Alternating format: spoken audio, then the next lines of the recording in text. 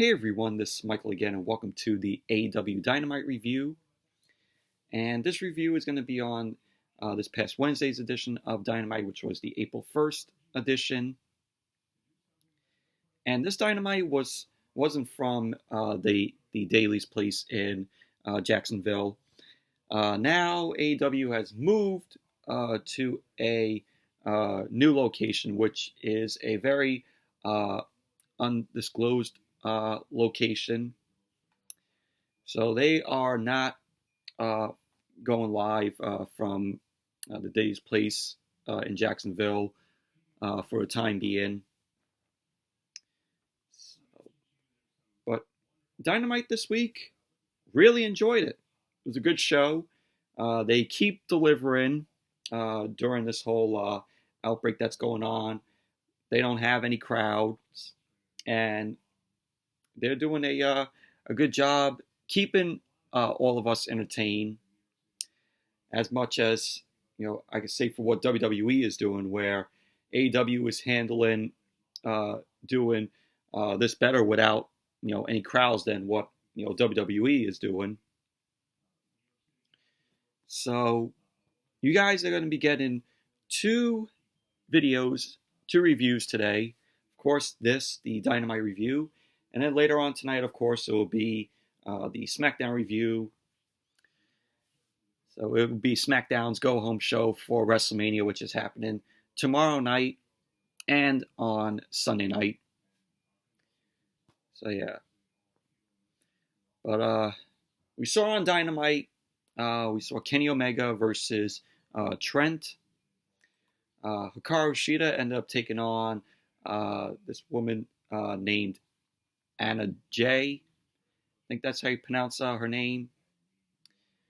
We had Lance Archer versus Marko Stunt. Lance Archer making his in-ring debut on Dynamite. And we also saw in the main event, Sammy Guevara and Shawn Spears ended up taking on Cody Rhodes and Darby Allin. But that overall, Dynamite was a good show. So let's get on with the Dynamite review. Let's jump right into it. So Dynamite opened up on Wednesday, and we had on commentary Cody and Tony Schiavone. And when showed Cody had his dog right beside him. His dog is, of course, named Pharaoh, which that was kind of cool to see. Cody have his dog by his side.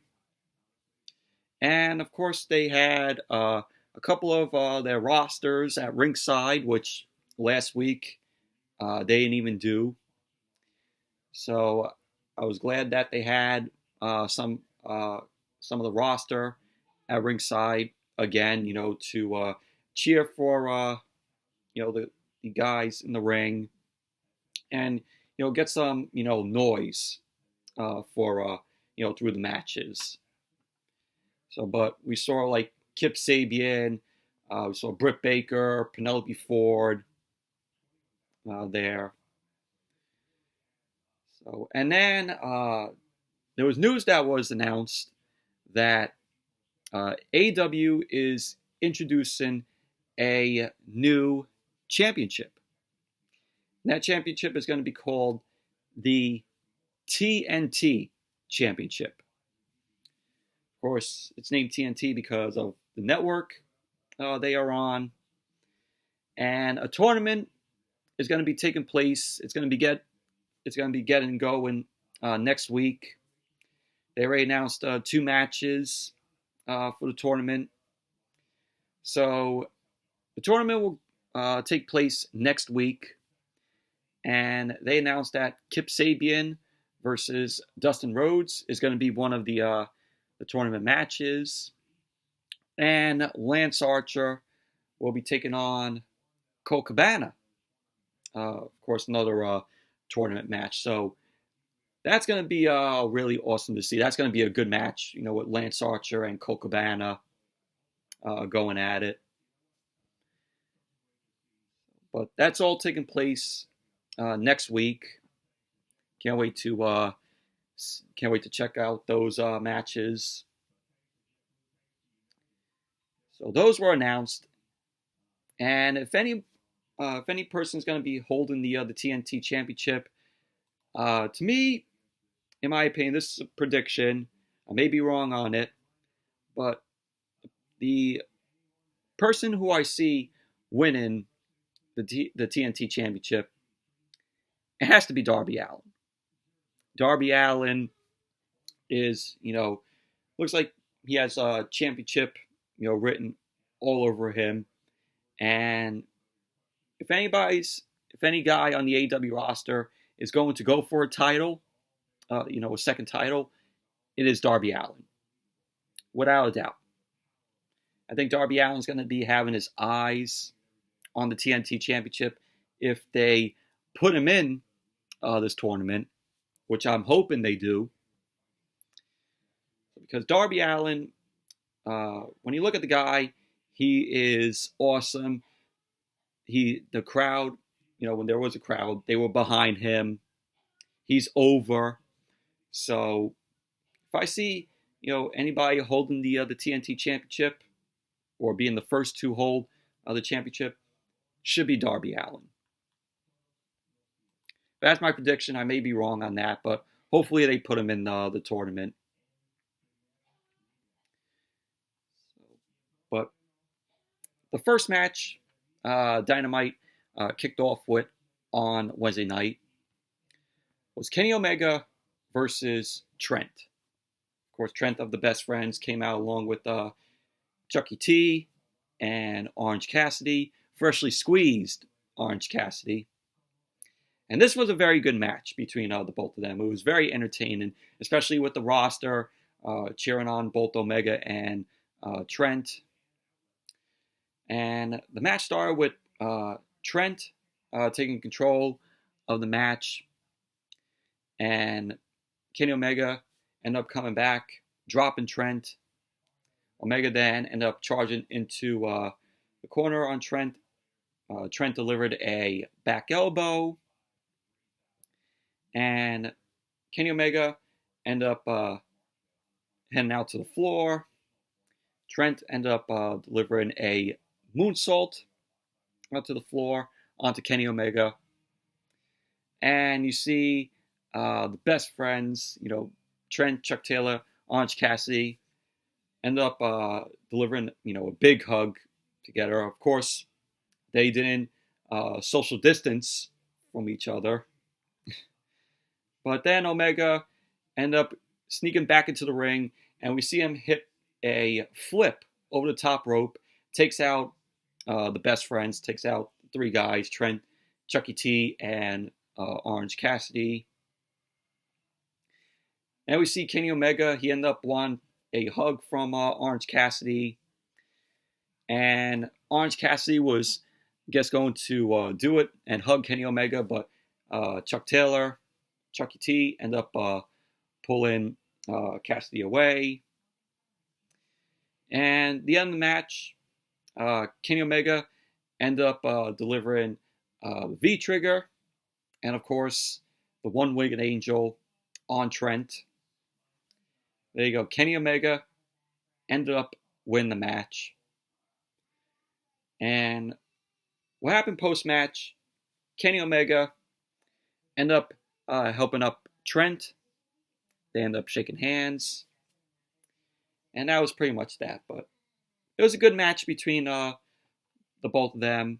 They put on one hell of a match. And the roster at ringside cheering them on just made, the match, a lot better. I think what AEW should do is have some of their roster every week at ringside and, bring some noise to the matches throughout the night. I don't want them to do 1 week we have the roster at ringside, the next week we don't, the next week we do. And the following week we don't have, every week what AEW should do is have some of their roster at ringside so they could, bring noise through the matches. Make them feel like you're into the match. Well, overall, it was a good match between Omega and Trent.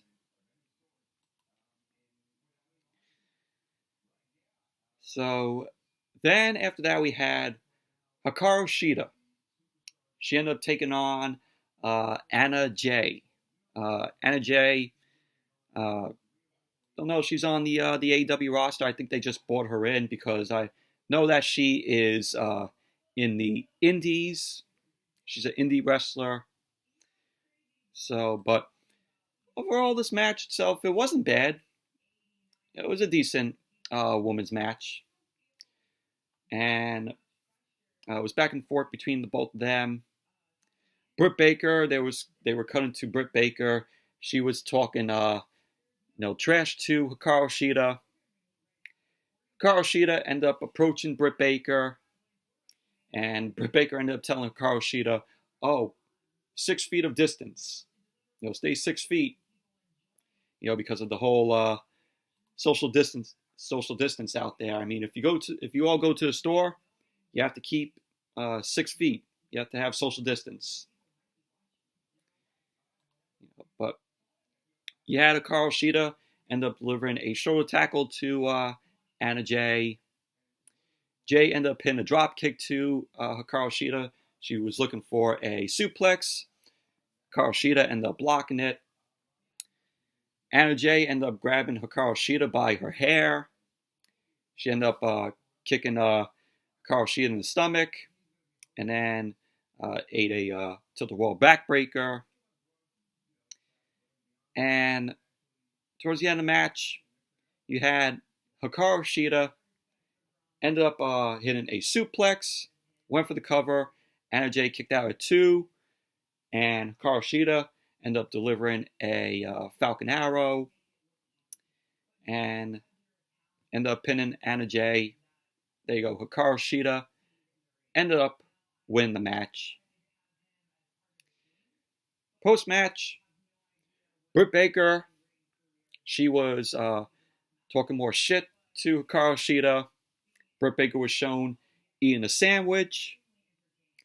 Hikaru Shida is, staring at Britt Baker. Shida ends up kicking the barricade. Britt Baker ends up picking up one of her high heels, and she picked that up to keep Hikaru Shida away. And the two are just, drawing back at each other. And pretty much that was basically that. And then you see while they were drawing the both of them, Hikaru Shida and Britt Baker, you see Kip Sabian taking a selfie, which I thought was funny. But overall, it was a decent women's match between Hikaru Shida and Anna Jayy.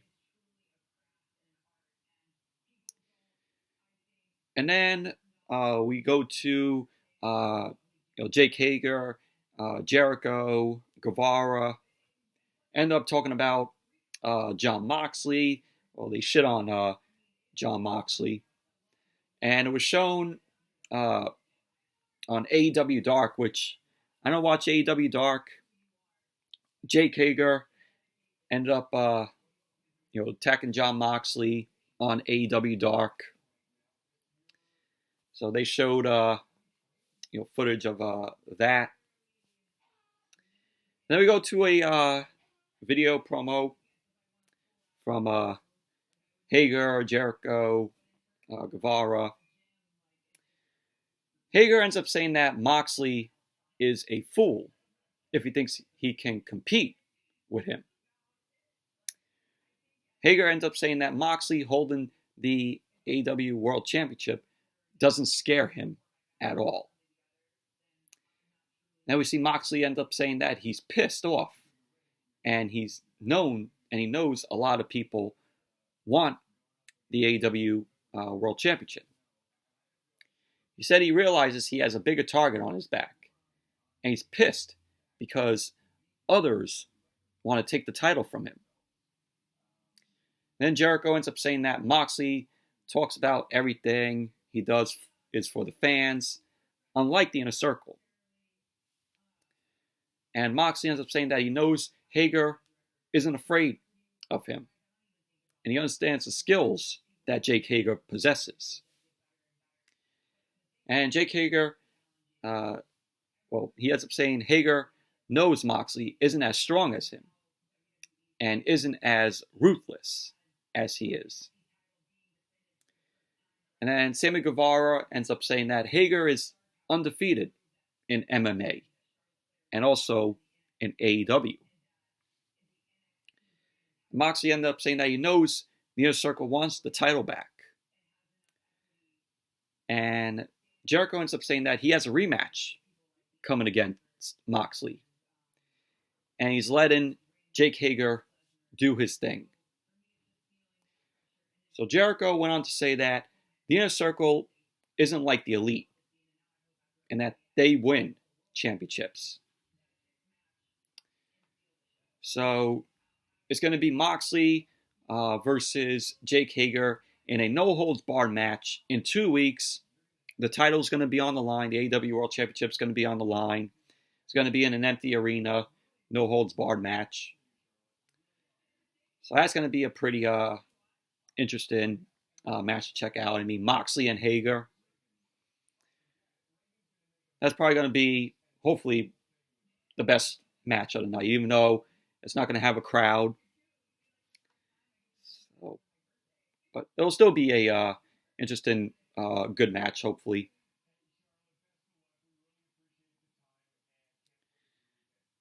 So then we saw Colt Cabana. He's on commentary now along with Tony Schiavone. And Jake Roberts ends up cutting a promo. Jake the Snake Roberts says his client, Lance Archer, is about to come out and destroy whatever AEW has cooked up for him. He ended up saying that AEW is playing games, and they don't play games. Jake Roberts and Lance Archer.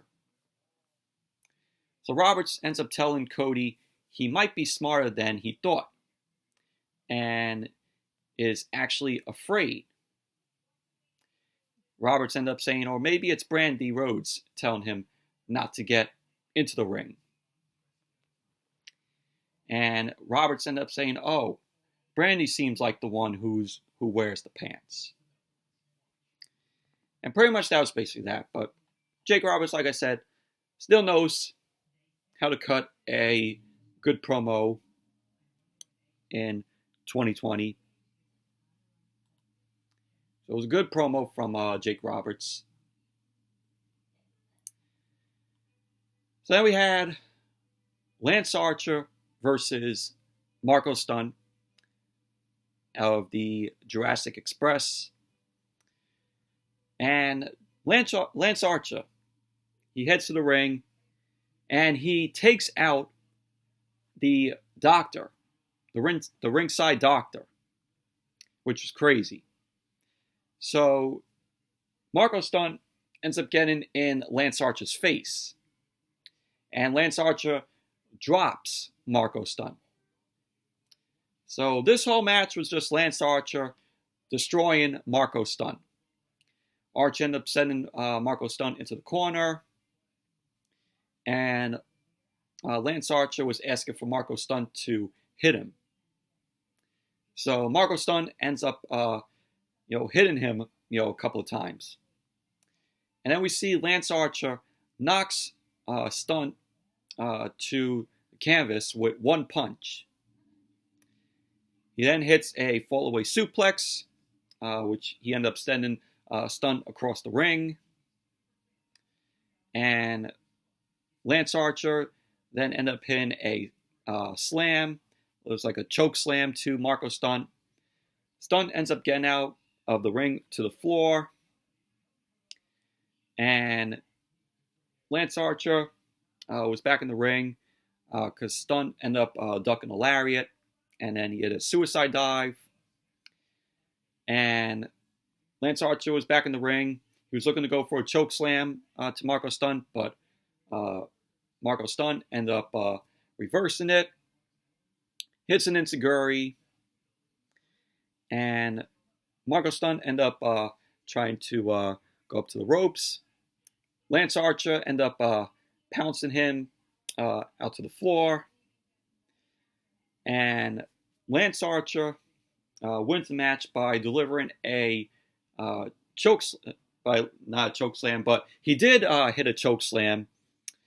And Lance Archer then ended up delivering his finisher, the blackout, to Marko Stunt. Very crazy finisher by Lance Archer. And with that, Lance Archer went for the cover and won the match. So Lance Archer ends up winning the match. Very impressive by Lance Archer here. And Marko Stunt just got destroyed by him. And post-match, Lance Archer ended up getting out of the ring. He was shown walking to the back. He stops. He comes back into the ring. And he grabs Marko Stunt by his hair, and throws him out of the ring. And then he picks up Marko Stunt and sends him crashing into Orange Cassidy. So Marko Stunt ended up taking down Orange Cassidy because of Lance Archer.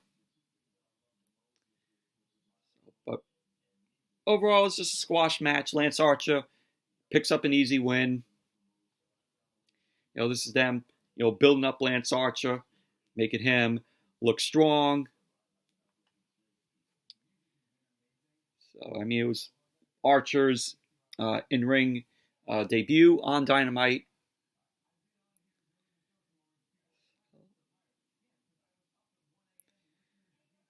And then after that, we saw the Exalted One, Brody Lee.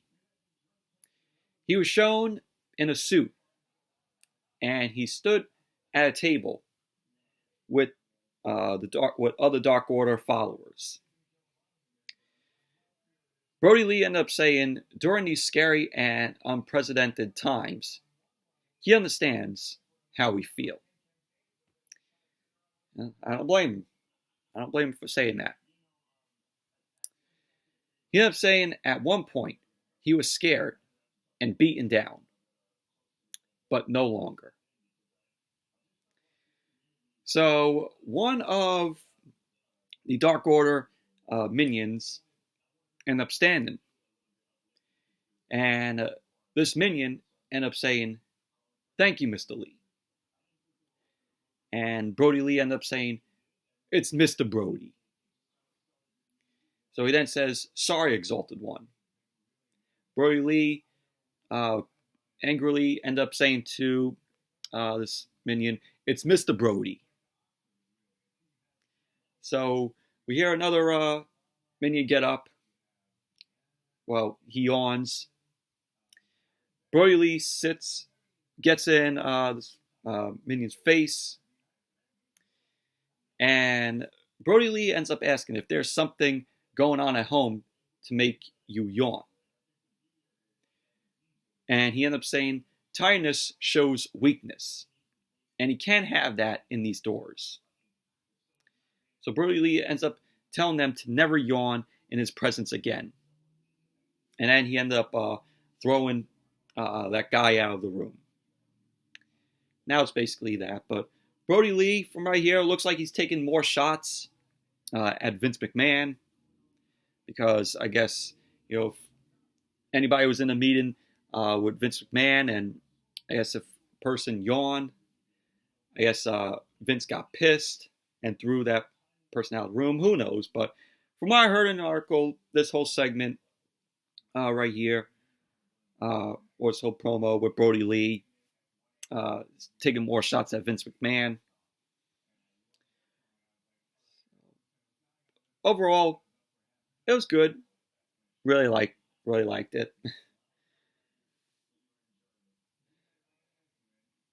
And then we went to another squash match.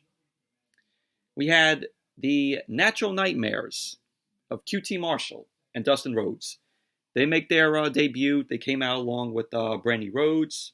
Brandy Rhodes is managing the both of them, both QT and Dustin. And I'm glad that she's managing them than what we saw with the Nightmare Collective, which after that whole shit that they did, and you know, the last thing we saw of the Nightmare Collective looked like something we saw from Monday Night Raw. I'm like, after that, it's a failure. It was a failure with the Nightmare Collective. But I'm glad Brandy is now managing QT and Dustin. So they ended up taking on Dark Order Minions, and they were just known as 8 and 9. Okay. So, but this was just a squash match. QT Marshall and Dustin end up handling these Dark Order Minions. QT Marshall, Dustin Rhodes end up winning. Post-match, Brody Lee end up heading out to the ring. And Brody Lee ends up going into the ring, hits a power bomb, a big power bomb on one of the Dark Order Minions. And he looks over at the other minion. That other minion was in the corner. And that was basically that. But squash match.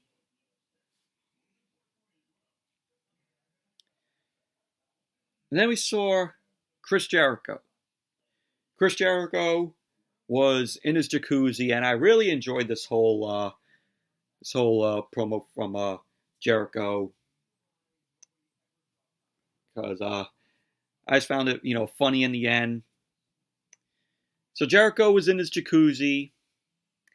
He ended up saying that today is, or on April 1st, of course, because I'm doing this, it's Friday now. On the 1st, it was April Fool's Day. And he ends up saying that he's never seen a bunch of fools like the Elite. He makes fun of each guy from the Elite. Ends up throwing, of course, Matt Hardy. Mentioning Matt Hardy. And then we see Vanguard 1. Vanguard 1 comes, visits Jericho. Jericho ends up saying that once things get back to normal, they will still have to face the Inner Circle in a blood and guts match. So Jericho ended up saying that he wanted to apologize for what he said to Vanguard 1 last week. So Jericho ended up still wanting Vanguard 1 in the Inner Circle. And he ended up offering a t-shirt to Vanguard 1. So Jericho ended up hooking the shirt to Vanguard 1. And Vanguard 1 flies away. And then we see Jericho throwing his bottle of bubbly at the drone at Vanguard 1. And then Jericho then releases his dogs. So the dogs come running, and he chases after Vanguard 1 with the dogs. He ends up yelling, "I'm going to get you. You stole my shirt." It was funny though, but really enjoyed this whole thing with Jericho here.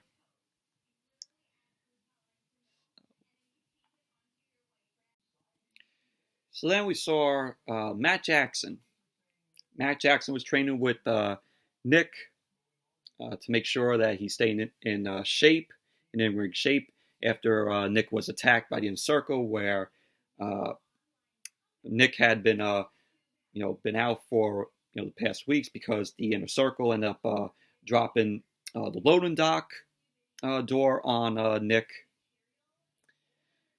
and Matt ended up saying that it was really difficult to watch someone he loves get hurt, and he didn't know what to think at the time. And Nick ended up saying that he wasn't sure what happened. He didn't know who took him out or being in an ambulance. So clearly Nick had no memory of what happened after that. When he said right there that he didn't know who took him out or him being put in the ambulance. So we saw Matt and Nick. They ended up doing training in the ring. And Nick ended up saying that a return day is hard to say right now.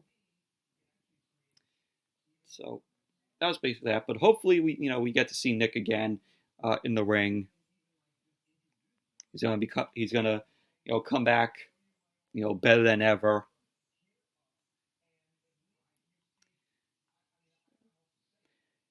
And then we had the main event. Sammy Guevara and Shawn Spears versus Cody and Darby Allin. Good tag team match between both of these guys, both of these teams. And Cody and Shawn Spears end up getting the match going. And Cody got control of the match. Darby Allin ended up tagging in. Darby Allin ended up hitting a double axe handle off the top rope, which looked really cool. Guevara ended up getting in.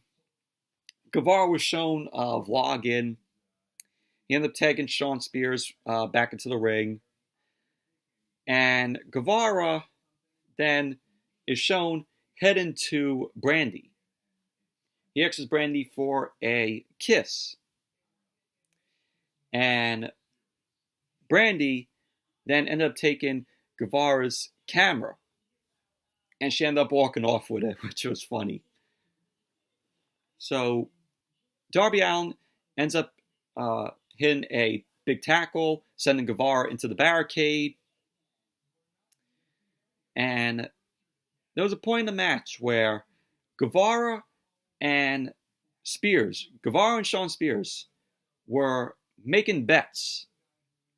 Guevara made a bet that Shawn Spears can hold Darby Allin up in the air for 10 seconds. So Shawn Spears ended up holding up Darby Allin in the air for 10 seconds. So Guevara ended up saying double or nothing for 15 seconds. So Guevara gets in, goes for it, and he ended up doing it. Spears ended up saying that he can do it for 20 seconds for more money. So both Guevara and Spears were still betting. So Spears ends up going for it. Darby Allin end up with the quick roll-up to Shawn Spears.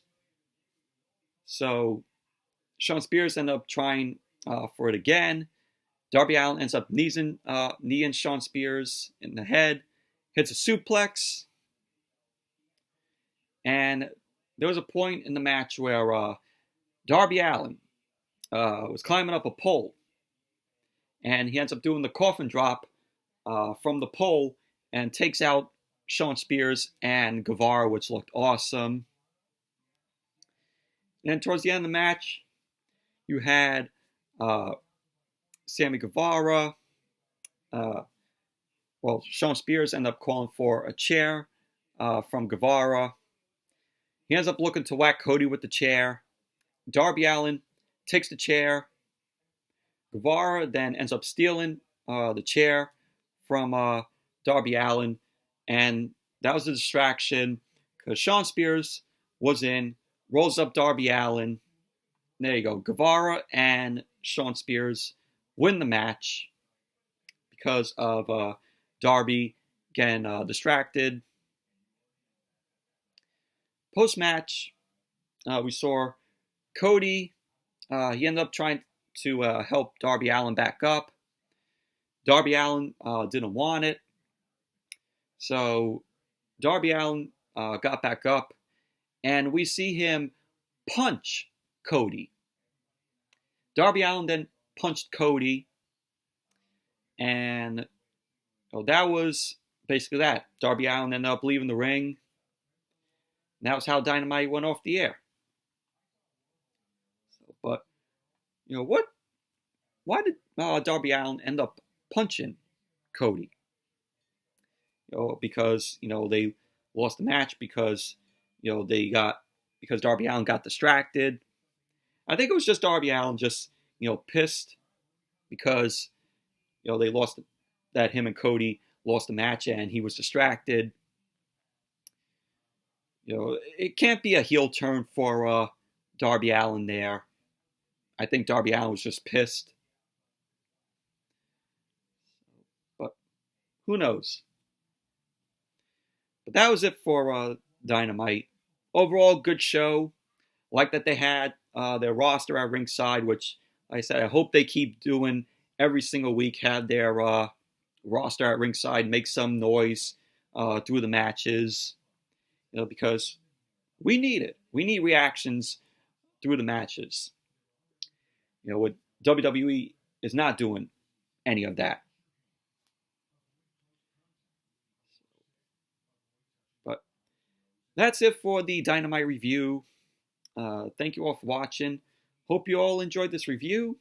And definitely give the video a thumbs up, comment, subscribe. And I will see you all back here later tonight for the SmackDown review, which John Cena is going to be on SmackDown tonight. It's going to be SmackDown's go-home show for WrestleMania, which WrestleMania, of course, is this weekend. Are you all excited? I know for sure you all aren't. This WrestleMania build, this build to WrestleMania has been fucking terrible. And it doesn't even feel like WrestleMania season is here. But anyways, thank you all for watching. Be sure to give the video a thumbs up, comment, subscribe. And I'll see you all back here later on tonight with the SmackDown review.